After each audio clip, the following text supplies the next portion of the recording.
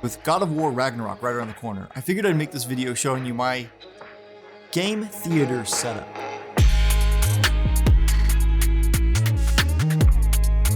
So when it comes to video games, I've always been more of a console gamer, and I really enjoy my video games in a theatrical experience. So I really love to be immersed in my video game stories and to feel it and feel like I'm in the game. So let's start off with my setup behind me. And this evolves and changes throughout the years, and I'm always kind of tweaking it and changing it a little bit or upgrading things.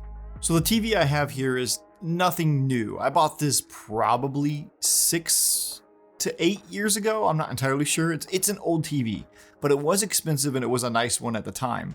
And I didn't have this space that I'm living in now, so I was restricted to screen size. So it is a 49-inch.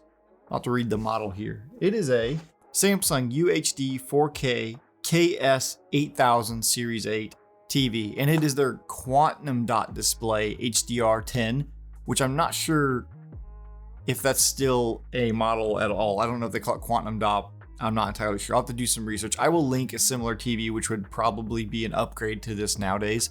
I just haven't got around to buying a new TV yet. So back when I bought this TV, it was more on the frontier of televisions having HDR. HDR was the new thing. And I wanted to make sure I got the 120 refresh rate too. So that also has that, but it's not 120 hertz on the HDMI ports. So I'm out of luck on trying to get the super high frame rates on the new consoles. I'm still capped at 60 FPS, which honestly I'm fine with. And with coming from a filmmaking background, I'm not really into high frame rates. As long as it looks visually pleasing. I mean, Hollywood movies, the standard are shot 24 frames per second. So I'm not really into the high frame rate stuff. 24 frames, it looks like a movie, and that's what I'm after. I want that theatrical experience. Now, with it being 49 inches, I am really wishing I had a bigger TV, a 55, maybe a 70 out here. I definitely have the space now, the wall space for it. And I'm looking to upgrade to something soon, probably an LG. I'm not entirely sure yet. I haven't really narrowed down my research, but the LG seems like the better way to go right now when it comes to gaming on the new consoles. But I've always liked my Samsung TVs, and I'm a big proponent of buy nice or buy twice. Like I said, I bought this TV years ago and it's still lasting, and I've had this in many rooms and different setups, and I'm loving it, but I do think it is due for an upgrade very soon. With this TV, I decided to wall mount it, and I wanted a clean, minimal setup. So I bought this wall mount by Mounting Dream. It was like $30 on Amazon, and I bought the one that only tilts. I do wish I could swivel, but I didn't see any swivel ones that would be as flush as this one. I wanted it as close to the wall as possible. I'm thinking about building a little frame around. It seems like those slatted walls seem to be trending right now, and they look pretty cool. I think it really dresses up our room and makes the TV look a lot bigger.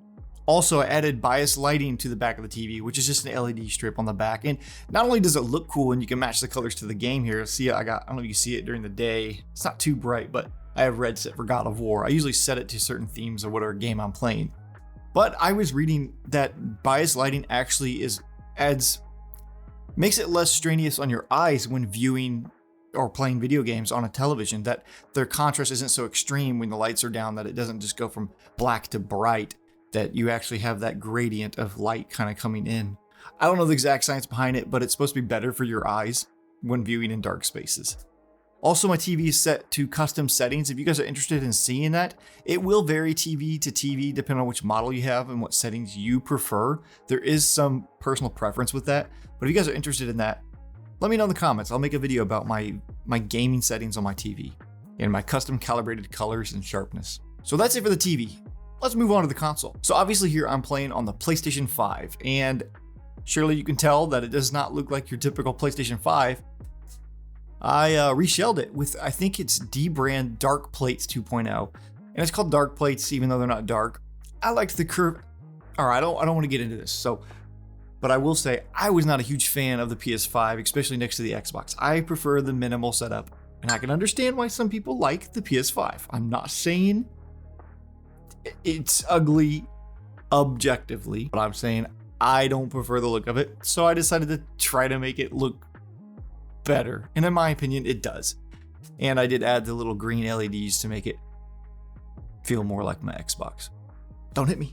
All right, now let's get on to the fun stuff, and this I think is the most important part of this entire setup, and this is something I got into last year and it's definitely made a huge difference in my gaming experience, and that is the 5.1 surround sound setup.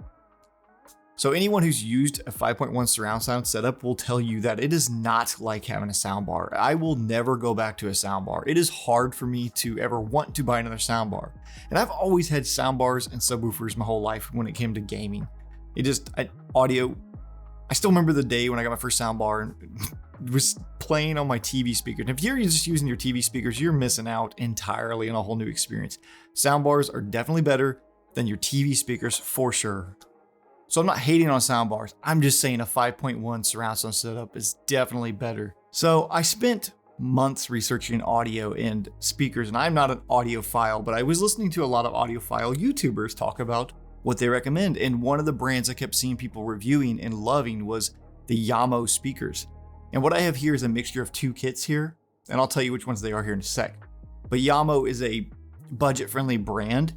And once you dive into this, maybe I'll do a separate video about the actual kit here and why I purchased each speaker individually and what receiver I chose and why also. If you guys are interested in that, also let me know in the comments. Also, before I forget, if you guys are interested in any of these things I'm talking about, they will be linked in the description below. So let me briefly describe what the 5.1 surround sound is if you don't know what it is.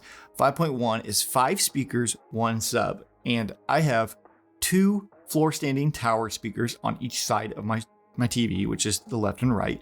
And then there is the center speaker that sits on my entertainment stand there. And then I have 2 left and right speakers that are beside me.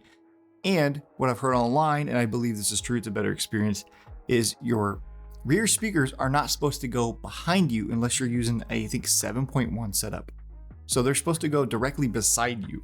So I have a left and right speaker there, but I'm not using your typical left and right speakers that came with the kit here. So the floor standing speakers I'm using here are the Yamo S809s, and those come in a kit of just the 2.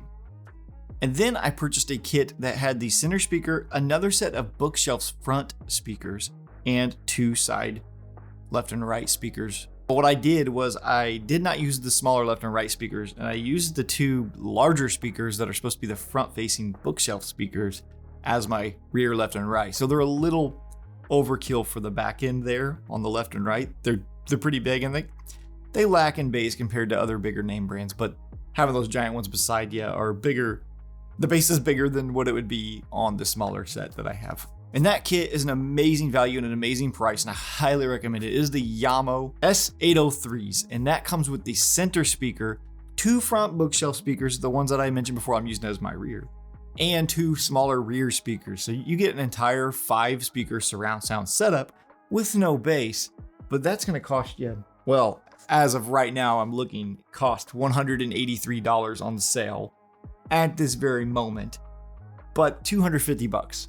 $250, which is an amazing deal to get all of that in one package. And they also come in white walnut, which I think I'd probably prefer, and I might swap those out for white later. But what I love about the speakers is not only do they sound great and they feel good with the bass, is just, I can't explain it. It's something that has to be experienced. But they look good with the little walnut accents. I'm a huge fan of that look. And the subwoofer. So this subwoofer, I got a good sale on, but honestly, it was probably overkill for this particular setup in the space I'm using it in. I think I'll have to look this up. Klipsch R125 watt, 12 inch, 400 watt subwoofer. That will also be linked below. I think that's how you say that model number. 12 inch sub is massive. Yamo has their own subwoofer, which is significantly cheaper, and it's a 10 inch. And I wanted to go all out. I wanted that sub to shake everything. I wanted every grenade throw and halo to explode and just shake the house. But this subwoofer's a lot. It really is. It really packs a punch. I have it turned down to negative 10 dB, and I have the gain cranked down pretty low because it's so close to this room just isn't a good room for that size speaker. So I personally would recommend for most that the Yamo 10 inch speakers that match the set anyway, and smaller and more compact and not so much of a centerpiece like this giant boxes in my living room. It will probably the Yamo would sound good enough for most people. Normally with 10 inch subs, they pack a little more punch, and 12 inch will give you more of that deep rumble through everything. But that also will vary on the space you're using it in. Now to connect all these speakers, you will need a receiver, and that receiver needs to output the right amount of wattage per speaker to power the speakers you're using, which may vary if you are using a different set here.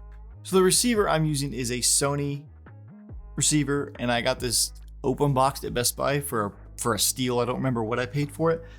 I can't remember which one it is. I think it's the 7.2 surround or the 5.2, because I wanted to make sure I had room to grow with this system.